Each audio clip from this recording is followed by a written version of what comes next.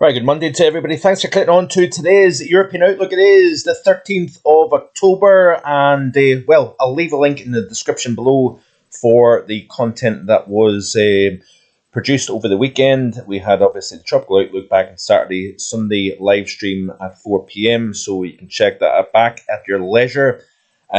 So, global tropics, we have got two systems at the moment over the Northern Hemisphere. We've got Typhoon Nakri just east of Japan. We've got Lorenzo now on the playing field. If we look at NHC's website, the system is a 45 mile per hour tropical storm, pressure 1006, and moving in a northwesterly direction at 17. Looking at the strength and track, you can see here that it is not going to threaten the Caribbean or the United States. In fact, it may more likely affect the islands of the Azores as opposed to anything over towards the North American side of the basin. Looks as if it's going to remain a tropical storm as well. Makes me think, is this the beginning of the end of the 25 season? That will be the golden question. Looking at the upward versus sinking motion within the atmosphere then, and you've got the widespread subsidence over the north of the Indian Ocean through the maritime continent, with the exceptions of down in Australia. We've got some green showing up. Right across the Pacific, we've got sinking, but look at the Atlantic, which is quite interesting. But I want to draw your attention, if we play through these few frames, we'll see a resurgence of upward motion over the Indian Ocean, still subsidence over the Pacific. That would suggest to me that we're going towards a phase 2 and 3 of the MJO. That would also support the return of more Atlantic weather, but with a block up towards Greenland and the Arctic region. If we look at the latest information of the GFS ensemble, this is the upcoming 7 days in terms of 500 millibar anomalies. We've got a very strong ridge over much of northern Russia. As can be seen here, that is potentially having some effects on weakening the polar vortex within the stratosphere. We've obviously got that East QBO that is going to be having influence as well. But that strong ridge of high pressure we've been seeing warming across the North Atlantic through Eurasia, that has been pushing the vortex down towards North America within the 10 millibar level up over the pole. So some interesting things going on at the moment. Stay tuned. I will look at that probably towards the middle portions of this working week. But you can see here that we've got this undercut and trough here, the ridge extending from the UK and Ireland up towards Greenland. If we play through this is the 7-day increments, by the way. And you can see here that the ridge of high pressure begins to build northwestwards. So we've got this block of high pressure over Greenland and Iceland. We still have this trough underneath. So a more south displaced jet and a bit of an undercut here. You can also see a trough developing here, Scandinavia down into the UK and Ireland here. But this is quite a negative annual look. Now, it's still very early on in the season. This doesn't have any true significance, but it's perhaps what it's telling us for later down the road. That is why I'm kind of intrigued by this situation developing towards the end of this month and the beginning of November.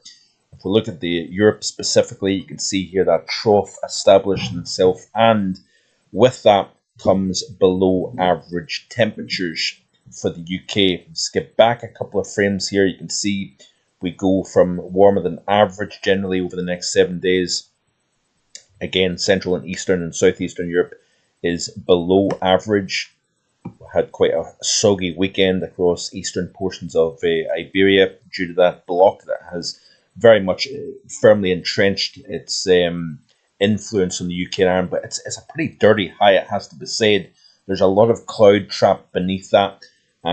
Get yourself perhaps 1,000, 1,500 feet above, and you'll be looking down over the clouds in many parts due to that inversion. We've got generally warmer air aloft, something a little bit less so further down. We'll look at the current visible satellite radar temperatures in just a second, but it's interesting, this trend very much focused just on the UK and Ireland, if you notice here, in terms of cool and average. Then we go towards something trying to resemble warmer than average. Now, if we look at the latest of the ECMWF, so that area of high pressure ever so slightly has weakened since the weekend.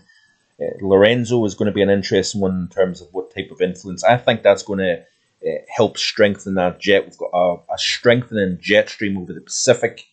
That then, in turn, with a resurgence of upward motion over the Indian Ocean, I think we're going to set the wheels in motion for a return back to more Atlantic-driven pattern, but with higher pressure built up to the north. That may allow, with areas of low pressure tracking a little bit further south, rather than, Storm Amy, for example, passing to the north of the UK. We're probably going to see areas of low pressure, some deep lows, possibly some storms, possibly returning back to the Western European pattern, but further south with that block more established to the north. So as we progress through the course of this week, that area of high pressure kind of just wobbles around in place, doesn't really do much.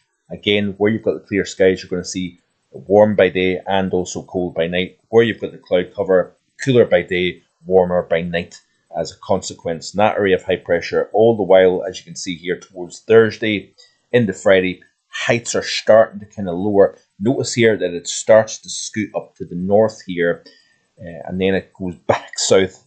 So it's not really going anywhere. But then as we move into the weekend, you notice then it starts to move into the continent here. Remember what's happening with Lorenzo and the possibility of some more active jet stream winds now becoming established. Look at this here. By the time we reach Monday, this time next week, we should have low pressure back in charge, wet, windy conditions, etc., etc.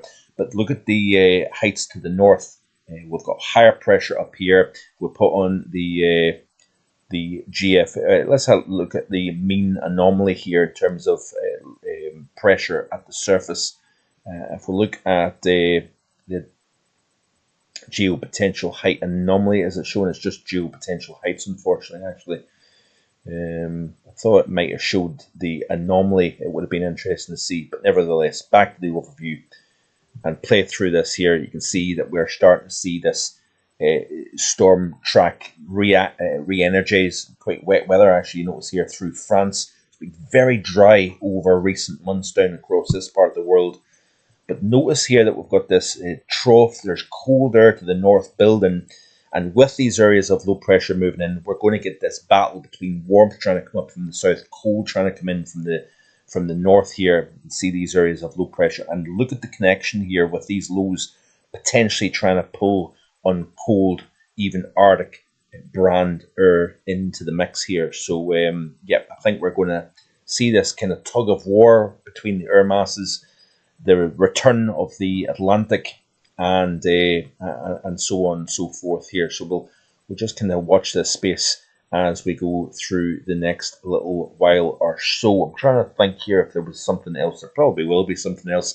By the way, in yesterday's live stream, I meant to talk about the first EF5 tornado in 12 years for the United States, and I completely forgot. So I'm going to do a short video on that over the next couple of days. So stay tuned for that. A little piece regarding that EF5 tornado back in June in North Dakota that caused a heck of a lot of damage, winds in excess of 200 miles per hour with that tornado.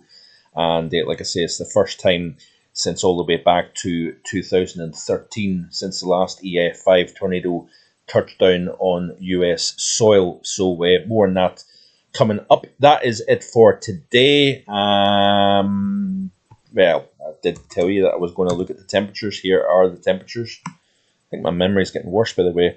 I know Richard would probably be saying you should be writing things down, but I just don't do it as much as I should. You can see here, generally temperatures are down quite a bit, actually. I think it was 3 straight days. Aberdeenshire was the warmest spot in the UK. Temperatures in excess of 20 Celsius. Let's have a look at the highs from yesterday. So, big drop in temperature. Look at Aboyne, for example. No, this was, what day is today? 13th. This was yesterday. But back on Saturday, we did see 20 plus. It was at least 2 days in a row anyway. But decent warmth across the north, much fresher, especially across the heart of England and Wales here, we're only talking about upper single figures to low teens here. Warmest spot, there's 19.4 in fact at Aviemore yesterday, where you had sunshine, and also we've had a little bit of Fern effect winds blowing along the top of the high across the north of Scotland, bringing some very warm conditions. Let's have a quick look then at the latest visible satellite imagery, and we've got quite a lot of cloud cover across many areas, but where you've got the sunshine, it feels not too bad here. Still some unsettled conditions across, say, the Balearics and eastern Iberia. For example, you can see here a lot of low cloud trapped beneath that area of high pressure. Like I say, a pretty dirty high. We do have pockets of sunny conditions, but you can see here this kind of marine layer-esque type of setup here, this low stratus kind of trapped beneath that sinking air, beneath the area of high pressure. So that is that. I would say that is probably a very, very thin layer of marine influence that's affecting our conditions here today. But probably once you get away from the nearby waters, for example, you'll probably get the sunny conditions. Yeah, nevertheless, that is it for today. Just quickly check the current European temperatures. You can see here a little bit fresher conditions across the north. Not overly warm, generally mid-teens quite widely across the heart of Europe here, still clinging on to something resembling summer down across the southwest of Turkey, Greece, low 20s generally here, and then we've got upper 20s, perhaps a couple of 30s here across parts of southwestern Spain and Portugal this afternoon, so not too bad at all. And underneath those shower clouds, we're only talking about the temperatures into the upper teens, perhaps low 20s there. So that is it for today. Thanks for watching. Like and subscribe, and I'll see you next time with more. Bye for now.